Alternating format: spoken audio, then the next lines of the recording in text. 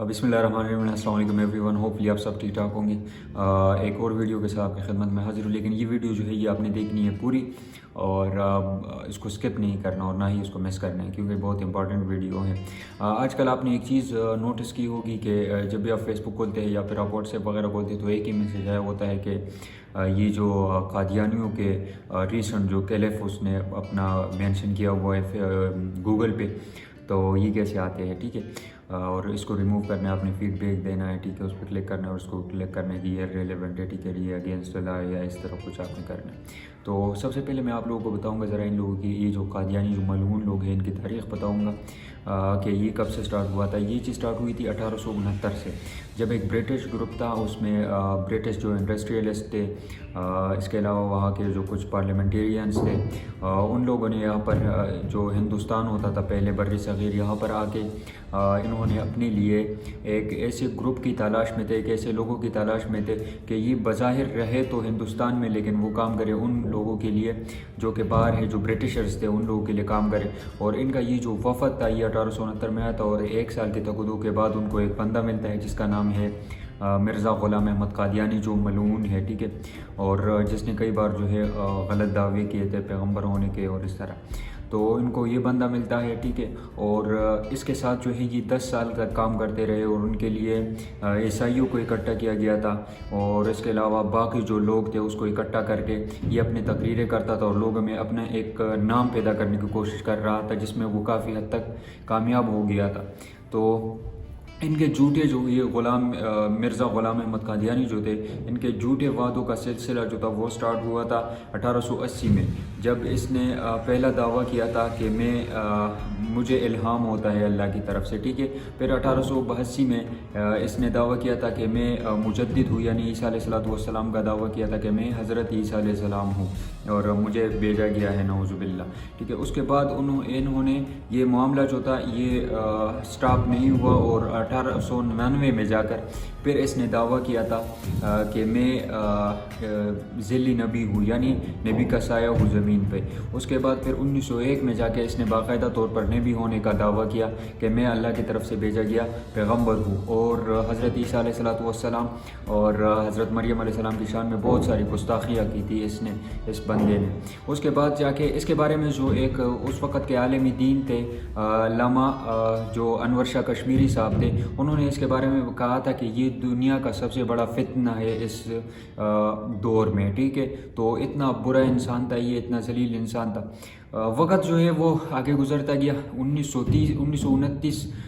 से पहले जो थी वो इनफरादियत तौर पे, जिस तरह के ये जो मैंने आपको अभी बताया कि अनवर शाह साहब ने इनके बारे में कहा कि ये फितना, इसी तरह जो बड़े बड़े आलिम थे वो इनके बारे में बातें करते रहते थे, लेकिन इस सच कोई बड़ा जो था इसके ऊपर जो है वो कोई स्टेप नहीं लिया गया था इसके अगेंस्ट। लेकिन फिर जाके जो है अहमद अली लाहौरी साहब ने 1930 में एक बहुत बड़े जो है एक जलसा आपके लिए उसका इनेकाद किया गया, जिसमें 500 से ज़्यादा उलमा ने शिरकत की, और इन्होंने उस जलसे में अताउल्लाह शाह बुखारी साहब जो है, अल्लामा अताउल्लाह शाह बुखारी साहब जो है उनको इन्होंने एक किस्म की जो है वो अमीर मुकर्रर किया कि आप इसके ख़िलाफ़ जो है वो काम करेंगे, और इनको अमीरी शरीयत तहफ़्फ़ुज़ ख़त्म नबूवत भी बनाया गया। और इसी दौर में जो है वो पाकिस्तान अपने मर्ज़ी वजूद में आता है, और पाकिस्तान के मर्ज़ी वजूद में आने के बाद यहाँ पर उस टाइम जो है कादियानियों पे इतनी जो है ये मतलब इनके ख़िलाफ़ लोग इतने नहीं थे, ठीक है। तो इनके ख़िलाफ़ कोई इतनी कार्रवाई नहीं होती थी, और उनको बाकायदा जो है वो मुसलमान करार दिया जाता था पाकिस्तान में। तो जो इनका एक बंदा था मिर्ज़ा ज़फ़रुल्लाह, जो कि 1947 से 1954 तक पाकिस्तान के जो एक मिनिस्टर रहे हैं, और उन्होंने बहुत सारे लोगों को जो है नवाजा, अपने लोगों को बड़ी बड़ी उनको ओहदे दिए, बड़े बड़े उनको मतलब मराहत दिए और उनके लिए काम किया। फिर जो है जो ये ग़ुलाम अहमद कादियानी है, इसके बेटे यानी महमूद कादियानी ने जाकर रबवा का एक इलाका जो है वो कुछ कोड़ियों के दाम ख़रीदा। इसने दरियाई चिनाब चिन्योट के मुकाम पर ये रबवा का इलाका जो है ये ख़रीद लिया, और वहाँ पर जो है اپنا ایک قلعہ قائم کیا ہے قسم کا، اور وہاں پر یہ جو قادیانیت ہے اس کے لیے کام کرتے تھے۔ تو پھر جو ہے 22 فروری 1974 کو نشتر کالج کا جو ہے ایک ٹرپ جاتا ہے ملتان سے پشاور تک، اور اس میں ربوہ کے مقام پر اس کو روک کر اس میں ان کے جو اسٹوڈنٹس ہیں ان میں قادیانی جو لٹریچر ہے اس کو تقسیم کیا جاتا ہے، اور ان کو کہتے ہیں کہ آپ اس کو پڑھیں، اور یہ جو ہے اپنے اس میں یہ جو لٹریچر تھا وہ اس میں انہوں نے لکھا تھا کہ مطلب یہ کامیابی ہے، اسی میں دنیا اور آخرت کی کامیابی ہے، ٹھیک ہے، نعوذ باللہ۔ پھر 22 مئی 1974 کو جب یہ ٹرپ واپس آتا ہے تو ربوہ کے مقام پر ان کو روک کر ان کو تشدد کا نشانہ بنایا جاتا ہے، اور اس میں بہت سارے جو ہے اسٹوڈنٹس جو ہے وہ شدید زخمی ہو جاتے ہیں۔ 14 جون 1974 کو ہڑتالیں ہوتی ہے پورے ملک میں، اور جو ہے ان کے خلاف بڑی بڑی کارروائیاں کی جاتی ہے ان کو روکنے کے لیے، لیکن یہ روکتے نہیں ہے۔ 30 جون 1974 کو باقاعدہ طور پر جو قادیانی ہے اس کو نان مسلم قرار دیا جاتا ہے، اور پھر بالآخر جو ہے 7 ستمبر 1974 کو بل پاس کیا جاتا ہے قومی اسمبلی میں کہ یہ جو ہے اسلام سے خارج ہے، اور ان کو ڈکلیئرڈ ایز نان مسلم۔ سو یہ ان کی تھوڑی سی تاریخ ہے۔ تو اب بات کریں گے لابیز کی۔ آپ نے سنا ہوگا کہ پاکستان میں جو ہے یہودیوں کی لابی ہے، پاکستان میں جو قادیانیوں کی لابی ہے، پاکستان میں ان کی لابی ہے، پاکستان میں ان کی لابی ہے، ٹھیک ہے۔ تو یہ لابی ہوتی کیا ہے میں آپ کو بتاتا چلوں کہ ایک ہوتا ہے پولیٹیکل گروپ وہ ہوتا ہے جو باقاعدہ طور پر الیکشن کے تھرو آتا ہے، اور ان کا اپنا ریپریزنٹیشن ہوتا ہے، ان کا اپنا جو ہے مینیفیسٹو ہوتا ہے، ان کی اپنی ریپریزنٹیشن ہوتی ہے قومی اسمبلی میں، ٹھیک ہے۔ وہ اپنے لیے بھی کام کرتے ہیں اور لوگوں کے لیے بھی کام کرتے ہیں۔ اس کے علاوہ جو ہوتا ہے پریشر گروپ جو ہے ورڈ سے ظاہر ہوتا ہے کہ یہ پریشر بناتے ہیں حکومت پہ اپنے کام نکلوانے کے لیے، ٹھیک ہے، اور اگر حکومت کوئی غلط فیصلہ کرتا ہے تو ان کے لیے تو ان پہ جو ہے وہ پریشر ڈال کے ان کو وہ فیصلہ جو ہے وہ واپس لیا جاتا ہے۔ فار ایگزامپل تاجر لابی جو ہے، اگر حکومت تاجروں کے خلاف کوئی کام کرتی ہے یا کوئی مطلب ایسا اسٹیپ اٹھاتی ہے تو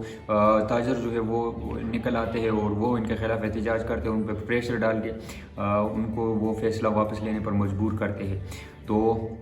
پاکستان میں لابیز جو ہے وہ اتنی نہیں ہے، لیکن جو سپر پاورز کنٹریز ہے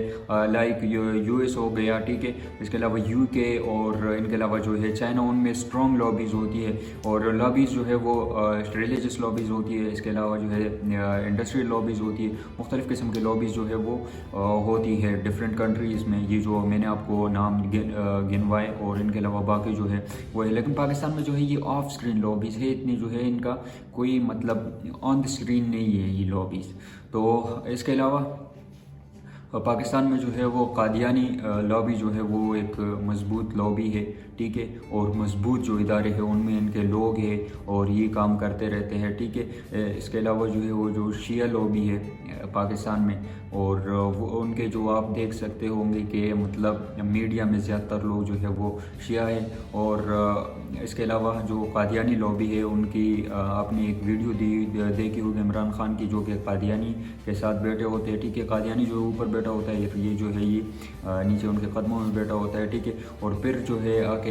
یہ جو یہاں تک بات آ گئی تھی کہ ان کا جو قانون ہے ختم نبوت کا، ٹھیک ہے، ختم نبوت کا نہیں، جو ان کو کافر قرار دیا گیا ہے پاکستان میں 1974 میں 7 ستمبر کو، یہ جو ہے آلموسٹ ختم کرنے والے تھے یہ لوگ، لیکن پھر جو ہے عمران خان جو ہے اس قانون کو پاس نہیں کر پائے کیونکہ ان کے 80% ووٹرز جو ہے وہ چلے جاتے ہیں ان سے، اور یہ اسٹیپ وہ نہیں لینا چاہتے تھے۔ ناؤ مائی کویسچن از کہ پاکستان میں جو ہے شیعہ لابی ہے،